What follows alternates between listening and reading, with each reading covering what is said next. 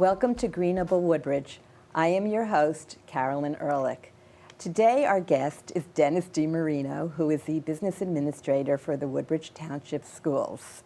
And under his direction, our schools have taken giant steps toward achieving sustainability. In fact, I really have to humbly admit that if Woodbridge Township is the New Jersey Sustainable Champion, then Woodbridge Township Schools are the Sustainable Jersey Super Champions, because what you've done is just phenomenal.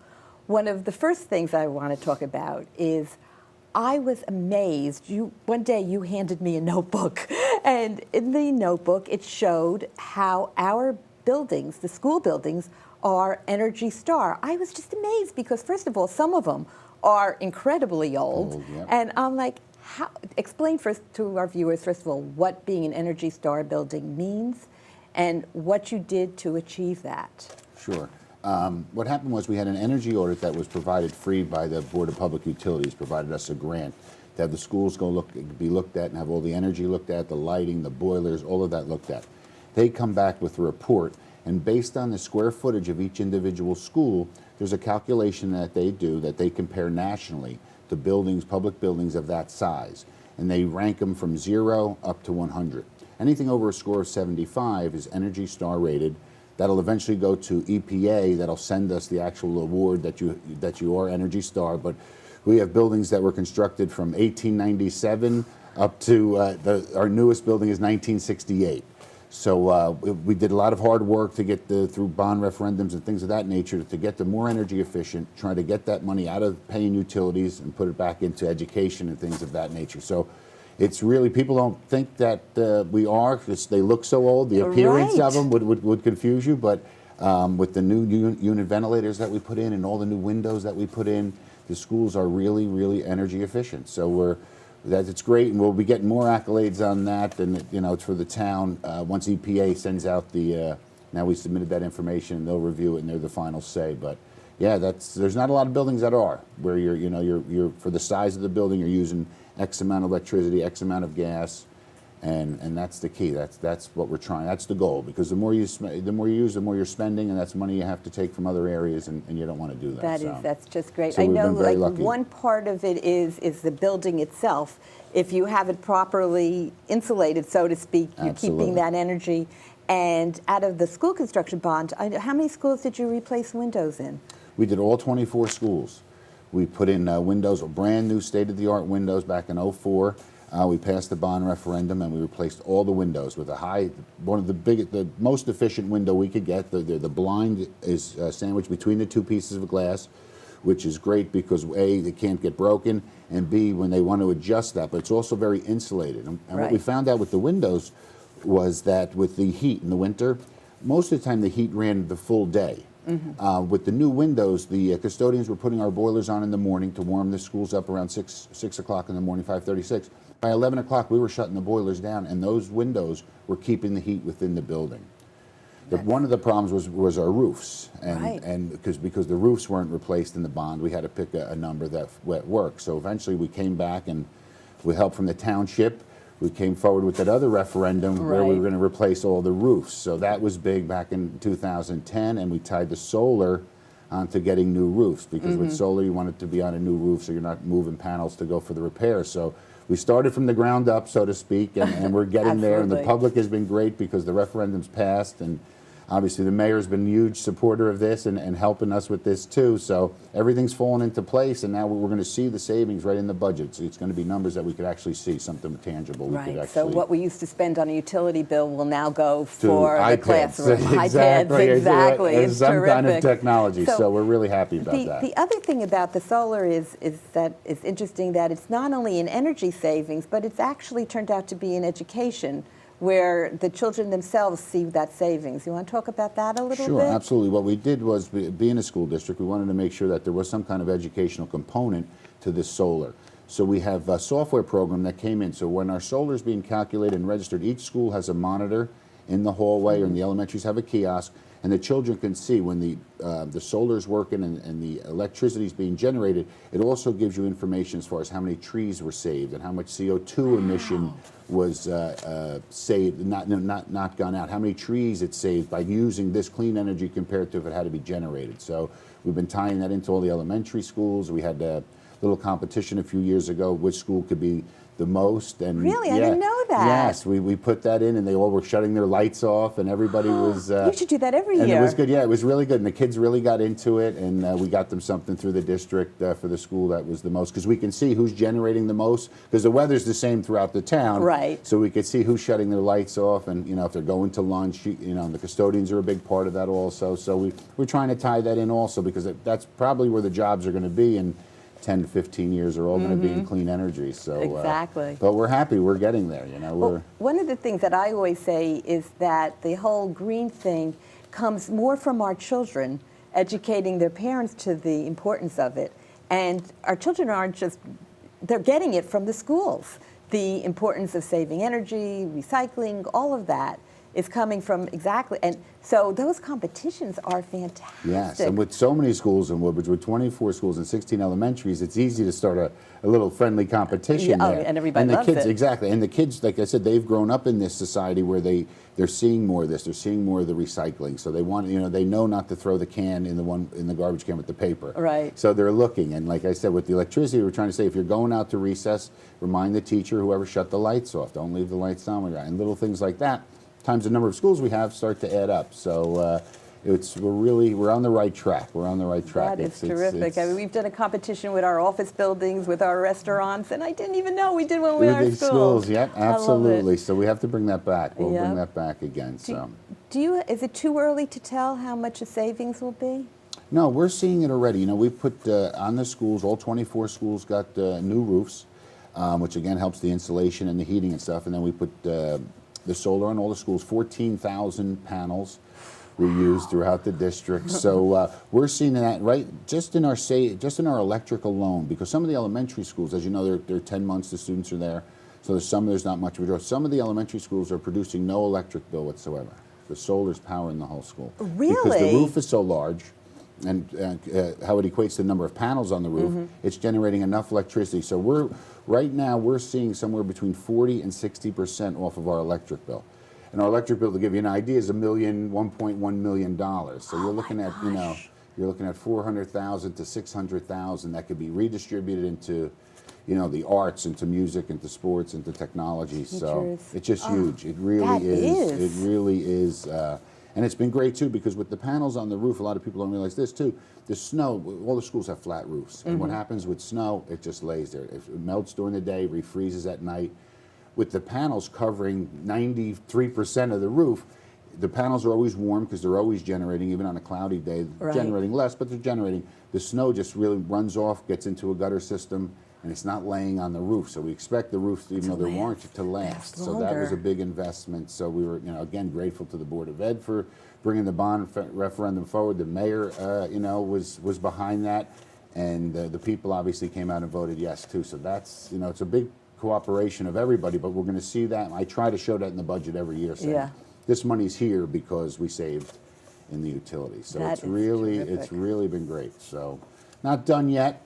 But you have to keep moving. Talking about not done yet, what kind of things do you have left to do once you have the capital money to do it? We're looking to upgrade a lot of the boilers. Back in '04, when we did the first referendum, we replaced all the unit ventilators. That's the machine that brings in the fresh air and provides the heat. We didn't have enough when we put the budget together, the bond. There was a lot to do. There was only so much you could ask. Before the public goes, stop. Exactly. So we'd like to go back, and there's a couple nice programs out there where we can go back, do the rest of the boilers, because the boilers, they're so efficient now, that the energy efficiency out of the new ones compared to, we still have schools that the boilers are from the 50s. And we have to eventually get to those. Like I said, we couldn't fit it all in, and the public may say, well, how many times? We just couldn't. At that time, we focused on windows and the classroom ventilation, things of that, and lights. And lighting's the other thing.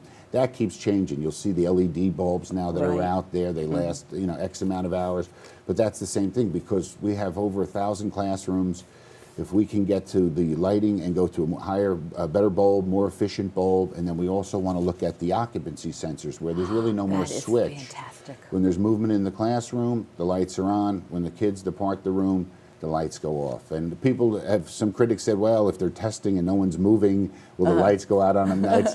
There's always some kind of movement when there's people in the room. There really is. So it's one of my favorite stories is when they first put the movement sensors in town hall. right. I was sitting at my desk very quietly at the computer, not doing much except for this. Right. And all of a sudden the lights went out. So the guy who put them in said, well, Carol, you have to flap your arms. And I said, no, woman over my age, no matter how much I work out, I'm not flapping my arms. Yes, the but chief staff doesn't flap her all arms. they really had to do was, I guess, recalibrate the Yes, sensor. on how and I never sensitive had to they flap make my it. arms again. Yeah, and that's something we really Right. want to go forward. And also the controls that provide the heat. So the boiler generates the heat, and then there's either pneumatics or electronic systems that deliver it to all the classrooms. Because Woodbridge High, for instance, is about 300,000 square feet. So from the boiler room, you'll have classrooms that are quite a ways away. Right. And those systems, if they're not efficient and those pumps aren't working properly, that also creates an issue, because then you have that's when you have classrooms that are ice cold, and yet the one closest to the boiler But it's room, really they're hot. in tank tops, Yep. yes, in the middle of January. So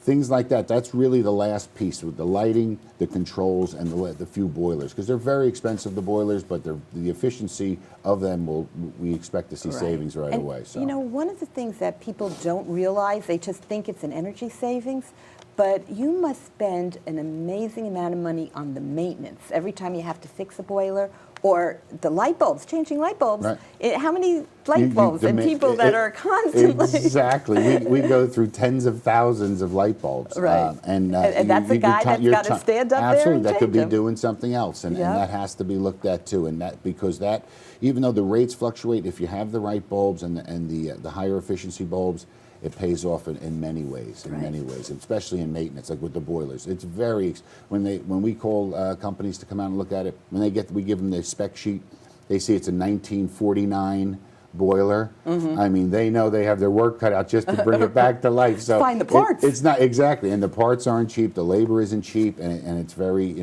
time consuming to get them up and running. Where the new ones, there's a lot less moving parts. So all that savings, and again, these were costs that you always had to pay, but we're trying to avoid that now. Let's be a little more creative, keep the taxes down, redistribute the money within the budget to get the stuff for the kids. So and this isn't the pretty stuff. A lot of people don't see the boiler rooms, and people are, why are we doing this? But there is, the numbers show that the savings is there. The windows, everybody could see, because they were, in a sense, also cosmetic. Yes. But a furnace is hidden. It's hidden, Nobody exactly. knows. Even the lights, you could say, oh, these, but no one sees them. But if you ever looked in everything, the amount of lights, we're finding out now that you could do it with half the number of ballast, half the number of fixtures. So if you do that times 1,000 classrooms, I mean, that alone, plus the bulb's more efficient, plus the bulb lasts longer. So all that stuff, and tie that on top of with the solar, we can, you're talking literally, you're going to get up into the millions of dollars in savings that can really be redistributed, given back, however the board decides to use that. But it was way overdue. And there are also, I think, some studies about these new lights that they're also easier on the eyes. Yes. And so it's better. It's better for the educational environment to have the right lighting. It's hard enough to sit in the classroom for 5 or 6 hours without being, the old lights burning you or tanning from the old lights. So it's a softer light, but yet it still gives you enough what they call candle power in there to provide. It's cleaner, it's brighter, it's whiter, and that's just technology like everything else.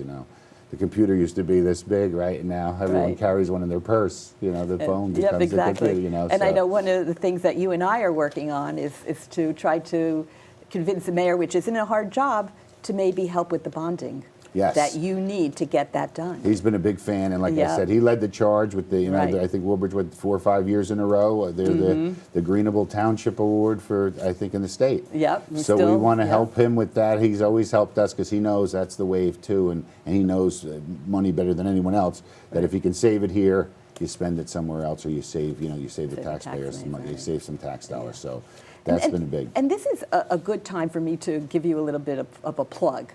Because, we're not an Abbott school, so we're not getting oodles of money from the state. Right. And we're not a rich community where you can just say, oh, it doesn't matter, I'll raise the property taxes. We are in the middle. We probably get less funding than we're probably in the bottom, 5% of towns, and yet you have managed to save money in all the right places, that we still have a top-notch quality education despite that. And I find that most amazing in the fact of how you are managing to transition to technology, where it's not cheap to No. buy this equipment. You have nobody handing you money saying, here, go buy Exactly. it. And this is not only part of the educational, but I know it's part of a whole drive to go without a paperless education, so to speak. Absolutely. Can you spend some Sure. time on that? Because I find that whole topic Absolutely. fascinating. And that all goes back, again, it goes back to this Greenable Woodbridge, where we're trying to do that because money saved from utilities can be used in the classroom. Because remember, these classrooms weren't set up for LCDs, and you know, they had 3 outlets in most of the classrooms, or 4 outlets where they go. And you know, now it's like crazy between an LCD projector and a smartboard needs an outlet. Other computers, hardwired computers, need an outlet. So that goes to that, and now we're trying to, again, with the paperless, because everyone has smartphones. Most people have smartphones, iPads. So what we tried to do, and this was a little difficult because everyone's used to paper, but we kind of just quietly forced them to switch. Like, we stopped sending out agendas, we stopped sending out information on paper, and we're sending it just over either computer, through the smartphone. All of our applications for teaching positions used to be tons and tons of paper. Now that everything is online, it's all web-based. You go on, that's it. The personnel department looks at it on that, so we don't have all that stacks of paper, because that becomes a problem with storage. Right. You know, where do you store all these applications and everyone's employment records and all of that? So we're really trying to go between the paperless and recycling at the school level with just the aluminum and the paper and all that stuff. And we're trying to see less paper, but we're working to do that. But we just have to say, hey, it's not going to be enough. People call and say, hey, I want a paper copy of sure. But we're finding people that, you know, some of the naysayers were saying, well, I'm not tech savvy, I don't want to be tech savvy. Right. And somehow they're getting the information, either off their computer or off something, and they're looking at that. We used to send out to the Board of Education all their agendas for the meetings and all. Now it's all sent electronically, and To get our council to do that. you know, exactly. It wasn't easy. There was a couple of things, but we said, just, you know, and we'll work with the ones that want to come on a little slower, but it just saves so much paper. It just, you know, and paper's very, you know, it's very expensive. It's a commodity. And in your communications with the parents also is now going Yes. paperless? Yep, everything's going paperless. We use the Honeywell, the instant alert system, to get message out to them, and now we're working on a new website. We're going to upgrade our website a little bit, where each school will have its own web locker, where a parent could go on and say, my child goes to Ross Street School. You go on, you click on Ross Street School. It'll give you the whole calendar will be right there, so you can write down the dates, orientation, tricky trays, fundraisers. But no more paper notices going home in the backpack, which my kids, they never got home. I know. It's the just township spent a fortune. Like, it's- every time we had a town event, we would have flyers made and send them to you. Teachers hated them. They didn't want to have to distribute them. The parents never looked. Yeah, and or now they never just come out of do their the web. classroom. The kids take it out. I know we were to the point where they were putting them actually in their backpack as they were departing. All right. And parents were saying we never got home. So why waste the paper? We'll Right. figure out a way. And like I said, more and more, Comcast has a good program that the mayor introduced us to, also with children on free or reduced lunch. You could get computer access through Comcast for $9 a month, and as long as they stay on that free. So that gives them access to the computer where they can do the same thing. So if it's a financial hardship, there's companies out there that the mayor brought in that will work with Woodbridge too, and we're getting that message out. So if they're on free or reduced for $9, you know, 99 cents a month, less than $1 a day, you can have, you know, internet access at your home.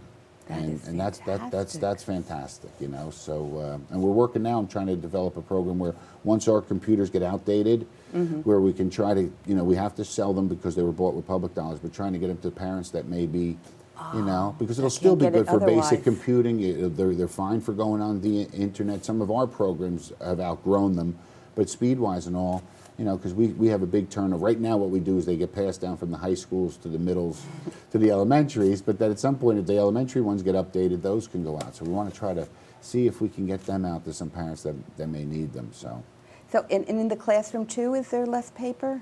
Yeah, everything now they do it on smart boards. There's no more dittos. We got away from everything being on handing out dittos, and so they put it up. We have almost every classroom in the district, probably a few behind, but we probably have 700 or 800 smart boards. And the kids look up on the smart board. They write on the smart board. They learn how the technology of the smart board works. They go back to their desk, write on an answer sheet, something like that. But no more dittos. No more handing out, printing copies out of a workbook. And the kids probably enjoy it more. And they're more tech savvy than us. I mean, they just grew up in that. They're bored with it, I'm sure. There was never some, like us, we always had a learning curve. Right. They just were born into it. So it's like, my 10-year-old is, our go-to person in the house because he just doesn't know any other way. My 2.5-year-old. Yeah. No, it's like... Well, now, because they make it for everybody. So once you get that comfort level, what you can do is boundless. I mean, it's just... So that's what we're trying in the classrooms too, and we see that. We see that we're buying less paper. We see that the schools in their individual budgets are moving monies from where they used to buy so much paper, and they're buying either whatever it may be, an LCD projector, it may be some of this new technology, it may be a few laptops for the classroom because the schools are wireless, so an iPad or two to get kids familiar with the iPad. So again, fun stuff compared to the bones of the operation, which used to be paper. Right. So. And if I may, just at this point, also put a plug in for the Mayor's Advocacy Committee for Education, because through that program, which connects the businesses to the towns, some of our business leaders, and we're not going to say any names because they like to give anonymously, have been donating a lot of the new technology, especially to our schools in the what are the Chapter 1 schools are called, Title where I, there's Title a Title 1, where there's greater need, and the Yes. students There's don't a have higher actually have access to We can't say enough about that program either, because, like I said, and it's amazing. They don't want any accolades. They're not doing it for themselves, but they see those schools and they donate, because those are the children that sometimes just don't have the opportunity to get an iPad right away. And we're also working with Apple. We touched on that. Apple is coming up with education where like they can rent to own it. Where we're going to buy so many, but if there was a child that doesn't have one, they can pay a minimum amount a month, and at the end of the school year, they would own the iPad. So that's something that's going to be beneficial too. So because sometimes the iPads are $400, $500, they're not cheap, so it's hard to lay that out. But if you spread that out over 1 year or 2 school years, and the parents can send a few dollars each month, that might be something that we thought that was a really good program, and we're trying to get Apple to start in Woodbridge first with that program. So that would be terrific. That would be nice. So if they wanted to, they have that opportunity. So we're looking for other avenues to get everybody, because while they do that, it's also beneficial to us because we can continue with being paperless. We have every once in a while, we have joint meetings where your top group of people and the mayor's top group of people get together, and we talk about the things we do together. So we go to one of these meetings in your building, and all you guys have the iPads. Right. No paper, no nothing. And we're sitting there with our paper and pencil. We went back to Micah Solda, who works for both of us. That's exactly. And said, hey, hey, what about us? We got iPads. Yeah, and like I said, I was one of the first ones, because I was always a spreadsheet guy, and I wasn't very comfortable, but I mean, it's just so, like, you can't make mistakes. Like it just helps you. So now that's what it is. We do it on everything's on that. All our stuff to Dr. Zaga, and anything we have to send out to the board, we put it on that and we send it. So there's no very little paper. Yeah. It is amazing. So maybe we'll save some more trees between that and the solar. Yep. So. And then another story that I want to share with you: when we first became the Sustainable Jersey Champs, I would love to go into the schools and talk to the kids, and we would say, Woodbridge is a sustainable champ, and they would look at me like, really? Because, and they would always say, we don't even recycle in the schools. Now, I'm going back a few years. And now I know that's totally different. Talk a little bit about the recycling in the absolutely. schools. There was a tough learning curve at the schools. We went around right away, and we thought everyone was going to cooperate. So we put a basket for plastic and glass and aluminum, and then we put one for paper and regular garbage. And it really, really wasn't working. The custodians were, due to the fact that they're so busy, they were blending it all together to get it out. So the kids were seeing that. But then since the cooperation with the mayor, with the custodians, we got them on board to say, hey, be very specific. If the garbage can is mixed, you don't take it. Then the teacher will see that.